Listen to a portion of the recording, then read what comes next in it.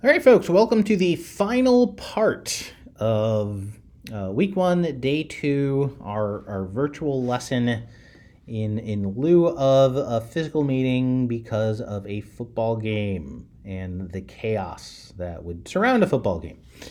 So when I left off, folks were probably feeling pretty confused about the distinction between data and information. And really the takeaway from that is that we're coming up with definitions today that we're going to try our best to stick to, even though in the real world and in actuality, the distinctions may not always be quite so clear. Right? We also learned that the number of people who drown by falling into a pool interestingly correlates with the number of films Nicolas Cage has appeared in. In our definitions of data and information, I said that data are representations of stuff. And this leads me to the information hierarchy, which is a terrible word, especially when we're already confused about the definitions between data and information. So I just want to call this the, hierarchy of stuff for now, or something like that. So information is derived from data, right? Information is derived from data. We said data are the building blocks of information, and information is the building blocks of wisdom. But I'm going to take a step back and say that really it is through information, that's data which has been processed, organized, and presented in some sort of meaningful way. Through lots of information as human beings, we start to develop knowledge, right? We start to learn about our world through information. And through that knowledge, we begin to gain wisdom. And these are really points that go a little bit beyond what we're focusing on for this class for this semester. But I think these are important points to touch on when you're having a discussion or you're watching slides about the definitions of data and information, right? So what comes from taking from the building blocks of information? And here we have knowledge. So knowledge, I'm going to define as how information is relevant to our current goals. That is how information is used personally by us, right? Information has been derived and processed from data. It's been presented. We interpret it through our human minds, and we may remember some information. We may forget some information. We may connect pieces of information, and this creates knowledge to us that has some sort of personal meaning and value. Right? So knowledge is really about how we apply information to be able to do things, to achieve goals. And wisdom, right, which is built on our knowledge, is really knowledge applied in action. Right? Data and information capture the past. The idea of knowledge, the idea of wisdom really allows us to do new things, to look into the future, which since data is recorded and information is processed from data, right? Those are about the past. Knowledge and wisdom is what allows us to look forward. And in the interest of time and in the interest of scope, and as this conversation has already taken on a degree of complexity that may be more than what we need to even think about for this class, I want to leave it at that.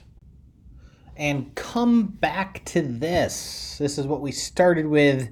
Well, of course, after the Nicolas Cage burial tomb, the pyramid there, which, by the way, the information hierarchy was a pyramid. So, bam, there's your second connection to our fun fact back in part one.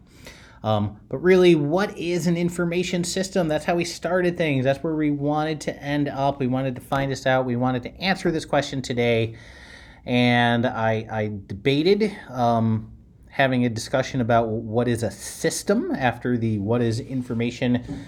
But I will spare you. A system is a group of components that work together in some way, like the solar system, right? The solar system is made up of different planets and satellites, celestial bodies, as well as the sun, and they work together, right? Their planets orbit the sun, satellites orbit the planets, and yeah, there's asteroid belts and stuff like that. I'm far from an expert in the solar system, but the idea of the system is that there's a lot of components to it, right? Or I should say there's components that work together that interact. So an information system is a group of components that interact to produce information. And here's where we're going to clarify a couple points from earlier. What are the components of an information system?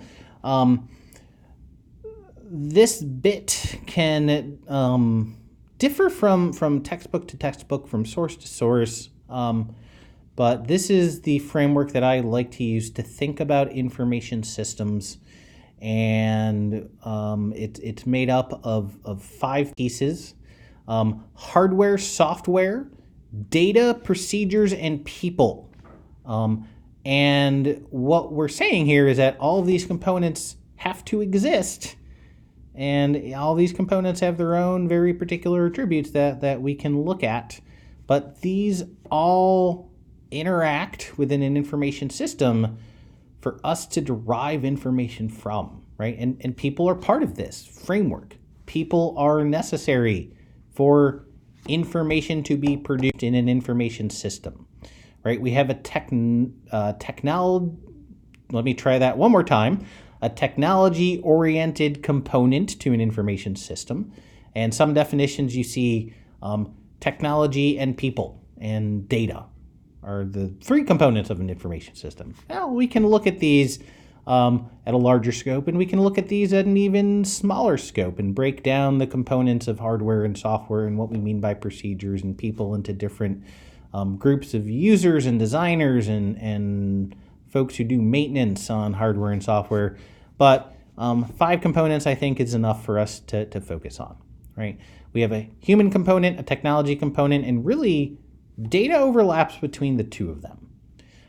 That is to say that people and procedures are instrumental in what we're recording and how we're recording it, as hardware and software are tools and include techniques and rules for us to be able and drive how we capture and record and transmit that data, right?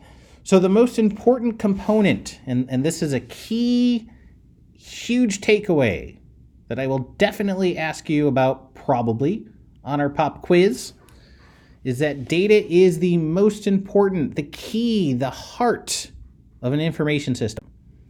Absolutely, anytime anyone asks, data is the most important component of an information system. It's not to say that people, procedures, hardware, and software are unimportant, trivial, or even optional. Data, however, is critical, is crucial, is the most important part of an information system. To be clear, hardware and software do not create information, store information, process information. Again, this is at odds with our common everyday language, how we talk about these sorts of things, right? But we now have a clear definition of information that we're going to try to stick to in this class, even though it is messier out there. Computers only, hardware and software only input, process, output, and store data. That is representations of stuff.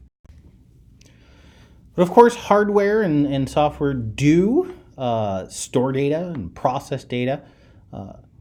We could argue to some degree that they create data, but really what we capture and represent are directed and driven by people and the rules around them, the procedures, at least in my opinion. But it's really the people component that derive the information from an information system. And that idea of context, right, may be dictated by procedures. the metadata, the data about data that we store, which is where we get that, or at least where we capture that lens and context from. We may store that and process that, and even to some extent create that on hardware and software.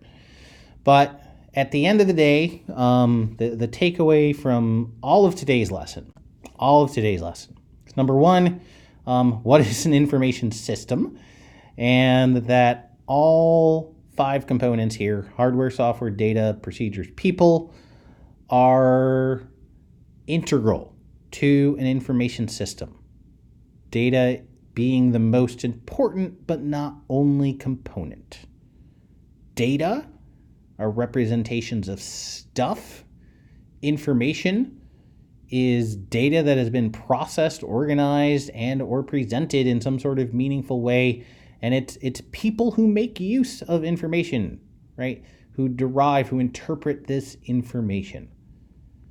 And so, with that, for next time, I'm not assigning any set homework for next time other than I want folks to read, and that was my phone starting to ring. I want folks to read chapter 1 of the textbook for next Thursday.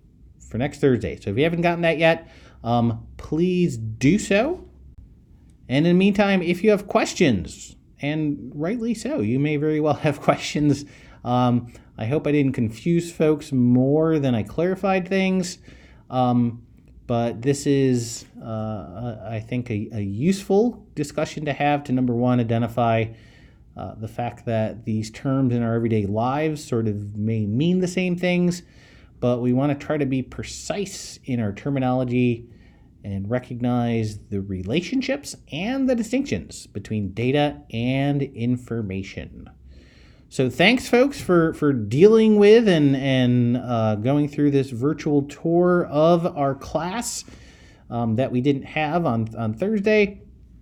If you went to the football game, I hope you enjoyed it, and I will see you on Tuesday. Thanks for tuning in.